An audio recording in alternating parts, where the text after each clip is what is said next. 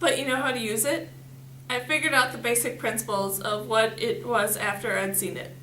I used to ask him questions about it once in a while. It might help me find him. Even if I could show you, why would I? And Xander can't cover it anymore. Bitterness and anger mingle with the pain. So you can go off and be happy with him? Where does that leave me? What does that leave me? Don't say that, I tell him. You gave me the blue tablet so I could find him, right? If I'm gone and we can't change things, maybe you can choose someone too. I did, he says, looking at me. I don't know what to say. So I have to wish for the end of the words as I know it. Xander asks, another hint of his old laugh in his voice. Not the end of the world, for the beginning of a better one, I say, and I'm frightened too. This is what we really want to wish for. One where I can get Kai back. Kai, Xander says. There's a sadness in his voice. Sometimes it seems like everything I've done has been to help you be ready for someone else. I don't know what to say. How to tell him that he is wrong. How I was wrong moments ago when I thought the same thing. Because yes, Xander has helped Kai and me time and time again. But how can I explain to Xander that he is the reason for wanting a new world too? That he is important. That I love him. I can teach you, Xander says finally. I'll send you some instructions in the message over the port. But anyone can read those. I'll make it so it looks like a love letter. We are still mashed, after all, and we're good at pretending. Then he whispers, Cassia, if we could choose, would you ever choose me? I'm surprised when he asks this. And then I realize that he doesn't know. At this point, I did choose him. When I first saw his face on the screen, and then Kai's over it, I wanted safe and known and expected. I wanted good and kind and handsome. I wanted Xander. Of course, I say. We both look at each other over and start to laugh. And then we can't stop. We're laughing so hard that tears roll down our faces. And Xander pulls away from me, leaning over and gasping for air. We could still end up together, he says, after all this. We could, I agree. And then why do any of it? I'm serious now. All this time it's taken for me to understand what grandfather meant. Why he didn't want to have samples stored. Why he didn't want a chance to live forever on someone else's term. Because it's about making your own choices, I tell him. That's the point, isn't it? This is bigger than us now. He looks up. I know. Maybe for Xander, it always has been bigger than us, since he's known more years as Kai has. How many times? I whisper to Xander. He shakes his head confused. How many times have the rest of us taken the tablet and we can't remember? I ask. Once, I know of that. Xander says. They don't use much on citizens. I was sure they'd make us take it after the Markingham's son died, but they didn't. But one day, I'm pretty sure everyone in the borough took it. I did?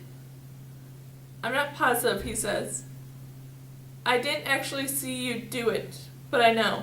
What happened, I ask. Xander shakes his head. I'm not going to say, he whispers. I don't press him further.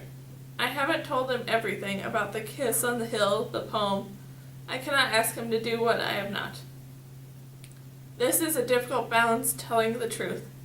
How much to share, how much to keep, which truths will wound, but not ruin, which will cut too deep to heal. So I gesture to the envelope instead. What did you put in here besides the tablets? He shrugs. Not much.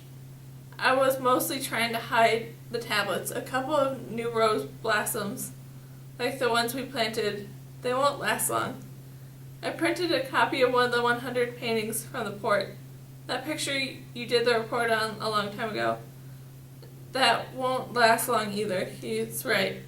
The paper from the ports always deteriorate quickly. Xander looks at me sad. You'll have to use all of it in the next couple months. Thank you, I tell him. I didn't get anything for you. Everything happened so fast this morning. I fell silent again, because I used what time I did for Kai. I chose him over Xander again. It's all right, he says, but maybe you could. He looks into my eyes deep, and I know what he wants, a kiss. Even though he knows about Kai, Xander and I are still connected. This is still goodbye. I know already that that kiss would be sweet. It would be what he would hold on to as I hold on to Kai's. But that's something I don't think I can give Xander. It's all right, he says. And then he stands up. I do too. And he reaches for me and pulls me close. Xander's arms are as warm and safe and good around me as they've always been. We both hold on tight. Then he lets go and walks down the path. Without another word, he doesn't look back, but I watch him go. I watch him all the way home. The journey to our new home is fairly straightforward. Ride to the air train stop in the city center, change to a long-distance air train in the farmlands of the Kenya province. Most of our belongings fit into one small case each, and a few things that will be sent later. As the four of us walk to the air train stop, neighbors and friends come out to say goodbye and wish us well. They know we're being relocated, but they don't know why. It isn't considered polite to ask. As we come to the end of the street, we see a new sign that has been hammered into place. Garden Borough. Without the trees, without the name, Maple Tree Borough is gone. It's as though it never existed. The Markinghams are gone. We are gone. Everyone else will live here in Garden Borough. They've already added extra new roses to the flower beds. The quickness with which Kai disappeared, with which the Markinghams disappeared, with which we will disappear, makes me cold. It is as if it never happened. And if I suddenly remember a time back when I was small, when I used to look for the air train home from the Stony Borough, and we had paths made of low flat stones that led to our doors. This happened before. This borough keeps changing names. What other bad things lie beneath the surface of our borough?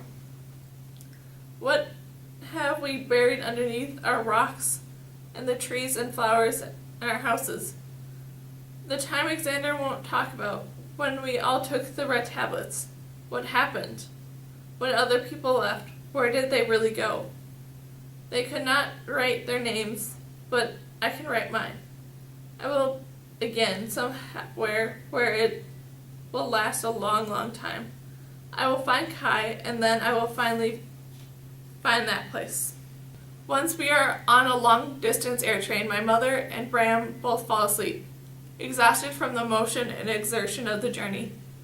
I find it strange, for everything else that has happened, that it was my mother's obedience which spelled the need for our relocation. She knew too much, and she admitted it in that report. She couldn't do otherwise. The ride is as long as there are no other travelers. No soldiers like Kai. They keep them in their own trains. But there are tired families who look much like ours. A group of singles who laugh and talk excitedly about their jobs. And in the last car, a few rows of young women about my age going to work. Details for a few months. I watch these girls with interest. They are girls who did not get work positions, therefore they'll float around wherever they are needed for the time. Some of them seem sad and faded, disappointed. Others have faces turned to the windows with interest in their eyes. I catch myself glancing over at them more than I should. We are supposed to keep to ourselves. I need to concentrate on finding Kai. I have equipment now, blue tablets, an artifact called a compass, knowledge of the Cypress River, memories of grandfather who did not go gentle. My father notices me watching the girls. While my mother and Bram sleep, he says softly, I don't remember what happened yesterday, but I know the marking camps left the burrow, and I think that has hurt you. I tried to change the subject. I glance over at my sleeping mother. Why didn't they use the red tablet on her? Then we wouldn't have to leave. A red tablet? My father asked, surprised. Those are only for extreme circumstances. This isn't one of them. And then to my surprise he says more. He speaks to me like an adult. More than that, like an equal. I'm shorter by nature, Cassia. He says, all the information adds up to something being wrong. The way they took the artifacts, your mother's trip to the atriums, the gap in my memory from yesterday.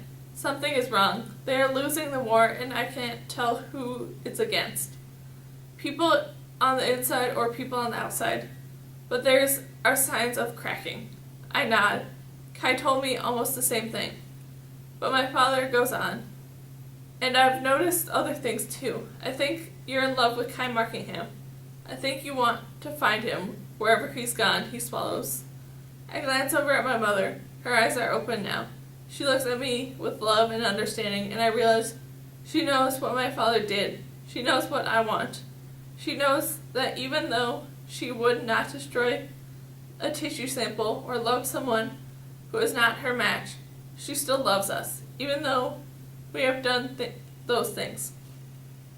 My father has always broken the rules for those he loves, just as my mother has always kept to them for the same reason. Perhaps that is yet another reason why we make a perfect match.